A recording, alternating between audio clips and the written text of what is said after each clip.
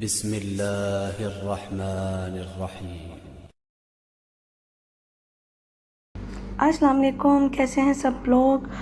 तो आपके साथ शेयर करने जा रही हूँ मेरा इशू, जो हेल्थ इशू आजकल चल रहा है, जिसकी वजह से हॉस्पिटल के चक्कर लग रहे हैं और अभी मज़ीद भी लगेंगे, जिसकी वजह से वीडियोस भी लेट हो रही हैं। तो बैकएक का इशू चल रहा है, तकरीबन ऑलमोस्ट 2 वीक्स होने वाले हैं।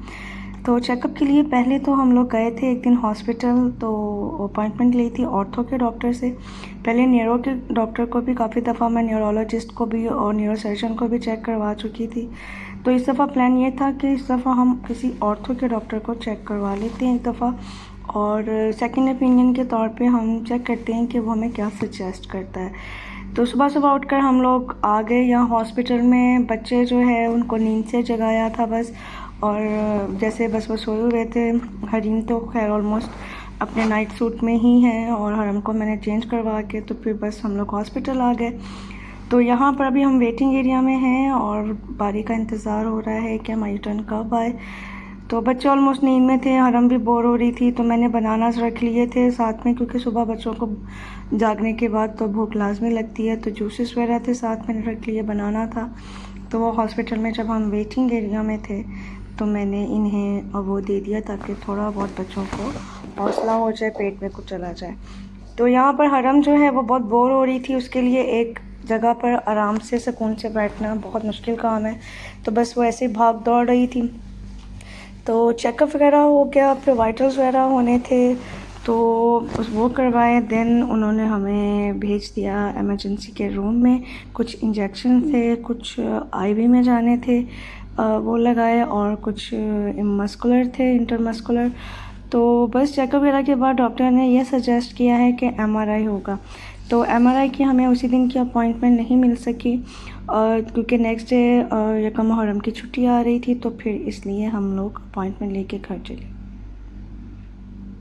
The day after tomorrow. तो जिस दिन हमारी अपॉइंटमेंट थी उस दिन हम लोग आए हैं हॉस्पिटल में, और इस टाइम तक मेरा जो एमआरआई है वो कंप्लीट हो चुका था। और बहुत लंबा चौड़ा प्रोसीजर होता है, जिन लोगों का ऑलरेडी हो चुका है उन्हें तो आइडिया होगा।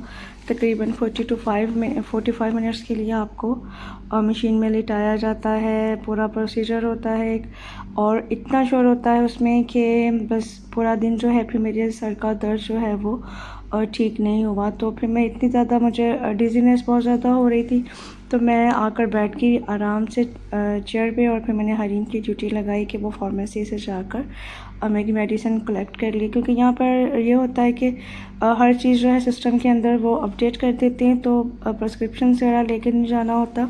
बस हमें यहाँ के हमारे जो आईडी कार्ड, जिनको हम सीपीआर बोलते हैं, वो चेक करवाते हैं, और हमारे इंश्योरेंस कार्ड्स होते हैं वो उन्हें जाके देते हैं। वो सिस्टम में से सारी डिटेल निकाल लेते हैं और फिर हमें मेडिसिन दे देते हैं। तो एमआरआई के बाद डॉक्टर ने ये सजेस्ट किया है कि फ़िज़ियोथेरेपी के 2 सेशंस होंगे मेरे। 1 वीक के एक सेशन होगा, अल्टरनेट डे पे 7 सेशन कंप्लीट करने के बाद 7 डेज़ का एक सेशन कंप्लीट होगा, और उसके बाद फिर दोबारा एक और सेशन चलेगा, वो भी 7 डेज़ का होगा, बट अल्टरनेट डेज़ पे। तो अब मेडिसिन वगैरह लेके हम घर जा रहे हैं, और इसके बाद मेरी स्टार्ट होगी फ़िज़ियोथेरेपी। तो फिर उसकी अपडेट मैं आपको बाद में दूँगी। अब सब लोगों को मेरी तरफ़ से इस्लामिक ईयर की शुरुआत मुबारक हो। मुहर्रम का चाँद नज़र आ चुका है, अपनी दुआ में याद रखिएगा। अल्लाह हाफ़िज़।